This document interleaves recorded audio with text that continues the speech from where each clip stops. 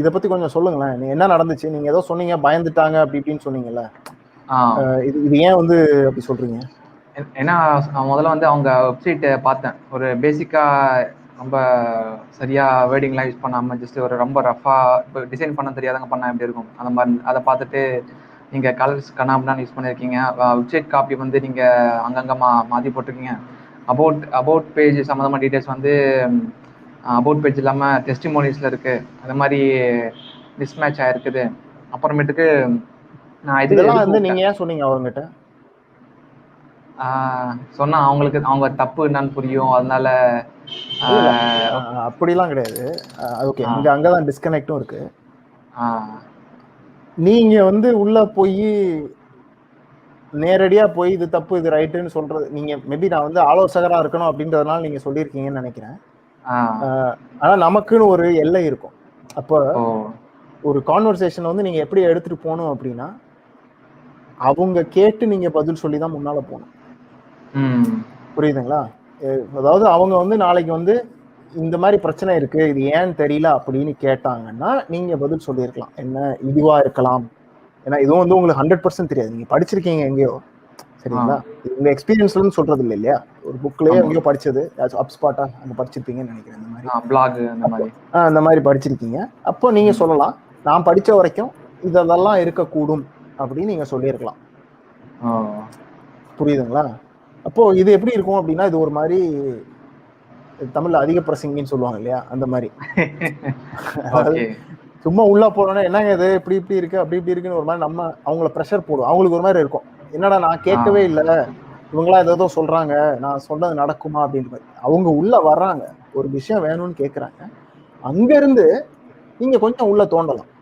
சரி, ஒரு வெப்சைட் வேணும் அப்படின்றாங்க, நீங்க கேட்கலாம், ஏன் வெப்சைட், இப்போ என்ன பண்றீங்க, ஓகே, ஏன் இந்த மாதிரி, ஏன் வந்து வேர்ட்பிரஸ்ல பண்றீங்களா, இதுல பண்றீங்க வெப்சைட் வழக்கமா? அவங்க வேர்ட்பிரஸ் தான் பண்றேன். வேர்ட்பிரஸ். அவங்க வேர்ட்பிரஸ்ல வரீங்க.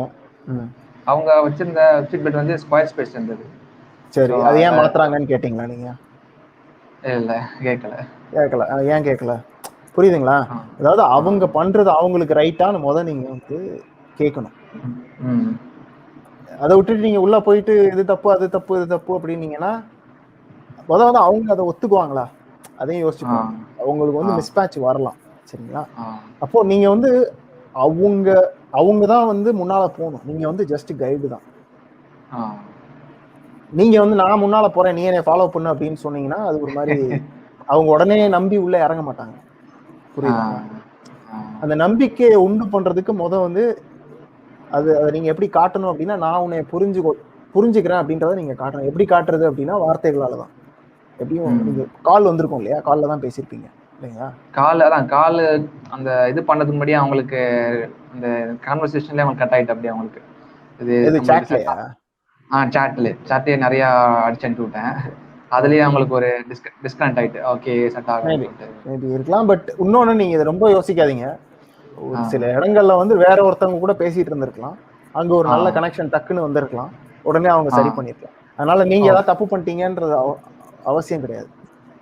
ஓகே, சரிங்களா? அதுவும் இருக்கு. ஸோ இது வந்து ஓவர் திங்க் பண்ணாம நீங்க வந்து அடுத்த ஸ்டெப் என்ன, இதே மாதிரி அடுத்த வாய்ப்பு உருவாக்கிக்கங்க அப்படின்ற. சரியா? இந்த வாய்ப்பு எப்படி வந்தது? பிக் பண்ணீங்களா இல்ல அவங்களே இன்வைட் பண்ணாங்களா, எப்படி? அவங்களே கான்டாக்ட் பண்ணாங்க. ஓகே, அது பெரிய விஷயம். அதெல்லாம் வந்து கொண்டாட வேண்டிய விஷயம். பல பேர் வந்து ப்ராஜெக்டே கிடைக்கலன்னு உட்கார்ந்துருக்காங்க. நீங்க வந்து இன்வைட் வருது அப்படின்னா அதுவே ஸ்டெப் தான். இப்ப என்னன்னா என்ன பண்ணேன், அந்த கிக்கோட அந்த இமேஜ் இருக்கும்ல, அது வந்து இப்போ அந்த லைஃப் கோச் ரிலேட்டடா வச்சு அந்த வேர்டிங் அது மாதிரி போட்டதுனால நிறைய பேர் அட்ராக்ட் ஆச்சு. 2 பேர் இது வரைக்கும் கான்டாக்ட் பண்ணிருக்காங்க. அதுல இவங்க ஒரு கிளையண்ட். அதான் அவங்களுக்கு எந்த இண்டஸ்ட்ரிக்கு போறீங்களோ அந்த இண்டஸ்ட்ரிக்கு அப்பீல் பண்றீங்க, அவ்வளவு. Very simple. ஓகே. ஸோ இன்னும் முன்னால கண்டினியூஸா போங்க. அடுத்த முறை வந்து கொஞ்சம் இந்த இண்டஸ்ட்ரியிலே நிறைய சொல்லுவாங்க, நானும் வந்து தப்பு பண்றதுதான். அப்பப்போ வந்து வாழ்க்கையில நமக்கே நம்ம சொல்லிக்கிறது வந்து அதிகமா கவனிக்கணும், கம்மியா பேசணும் அப்படின்றது. சரிங்களா? ஏன்னா நானே வந்து நிறைய பேசுவேன், அது எனக்கே தெரியும். பட் ஆனா எனக்கே வந்து நான் அப்பப்போ சொல்லிக்குவேன், சரி கவனி அப்படின்றது. ஓகே, அது நான் உங்ககிட்ட கவனிக்கணும், நீங்க உங்க கிளைண்ட் கிட்டையும் கவனிக்கணும். புரியுதுங்களா? அவ்வளவுதான் மெயினா. ஸோ அடுத்த தடவை அவங்க வந்தாங்க அப்படின்னா நீங்க வந்து சாட்ல வந்து ரொம்ப பேச தேவையில்லை. சாட் வந்து ஜஸ்ட் காலுக்கு கொண்டு போக வேண்டிய ஒரு டூலா மட்டும் யோசிங்க. ஓகே, சாட்ல இருக்காங்க அப்படின்னா சாட்ல இருந்து என்னை காலுக்கு கொண்டு போறதுக்கு எவ்வளவு வேகமா முடியுமோ அதுக்கு கொண்டு போங்க. அதுக்கப்புறம் கால்ல எல்லாத்தையும் பேசுங்க. அது நம்பர் 1. காலே வரமாட்டேன் அப்படின்னு சொன்னாங்கன்னா அவங்க வந்து என்னுடைய மெத்தட் படி அவங்க வேண்டாம்னு நான் சொல்லிடுவேன். ஏன்னா காலே வரமாட்டேன் அப்படின்னு சொன்னாங்கன்னா அங்க வந்து நிறைய விஷயங்கள் தப்பா போறதுக்கான சான்ஸ் இருக்கு. அப்போ ஒரு கால்ல வந்து இறங்கி வந்தாதான் அவங்க அட்லீஸ்ட் ஒரு இந்த ப்ராஜெக்டை மதிச்சு இறங்காவது பண்றாங்க. இல்லாட்டி அவங்க வந்து ஒரு சைட் ப்ராஜெக்ட் மாதிரி சரி பரவாயில்ல அப்படின்ற மாதிரி தான் நம்மளை பாக்குறாங்க அப்படின்னு சொல்லுவோம். ஸோ சேட்டை வந்து அதுக்கு மட்டும் யூஸ் பண்ணுங்க. அடுத்த முறை இந்த மாதிரி ஒரு விஷயங்கள் சொல்லணும் அப்படின்னா அதற்கான கேள்விகளை கேட்டு சொல்லுங்க. எனக்கு ஏன்னா நீங்க வந்து முழுசா இதை எப்படி சொல்ல வந்தீங்கன்னு தெரியல. எனக்கு எப்படி தோணுதுன்னா அவங்க ஏதோ சொன்னாங்க, சொன்ன உடனே நீங்களே போயிட்டு இதெல்லாம் தப்பா இருக்கு, இது சரியில்லை அப்படின்னு நீங்களே சொன்ன மாதிரி இருக்கு. சரி சரி சரி, அப்படி பண்ணக்கூடாது. உள்ள போயிட்டு அவங்கள பத்தி முதல்ல கேட்டுக்கணும். அவங்க என்ன பண்றாங்க, என்ன ஜர்னில இருக்காங்க, இதுக்கு முன்னாடி என்ன பண்ணியிருந்தாங்க, இந்த மாதிரிலாம் கொஞ்சம் கேட்டு, அதுவும் கால்ல தான் செய்யணும், சேட்ல செய்யக்கூடாது வழக்கமா. ஓகே, நீங்க வந்து ஜஸ்ட் ஒரு கேலண்டர் லிங்க் அனுப்புங்க. calendly.comனு ஒரு வெப்சைட் இருக்கு. அதோட உங்க செட் பண்ணிட்டீங்களா அதெல்லாம்? கிளையண்ட்டுக்கு செட் பண்ணிருக்கேன், நான் இனிமேல் தான் செட் பண்ணேன் எனக்கு அந்த இது. சரி, ஓகே. அந்த அவங்கள்ட்ட வந்து நீங்க அனுப்ப வேண்டியது அந்த ஒரு லிங்க் தான். அவங்க அதுல வந்து போயிட்டு கரெக்டா டைம் புக் பண்ணிட்டு உங்களுக்கு கால் வந்துடணும்.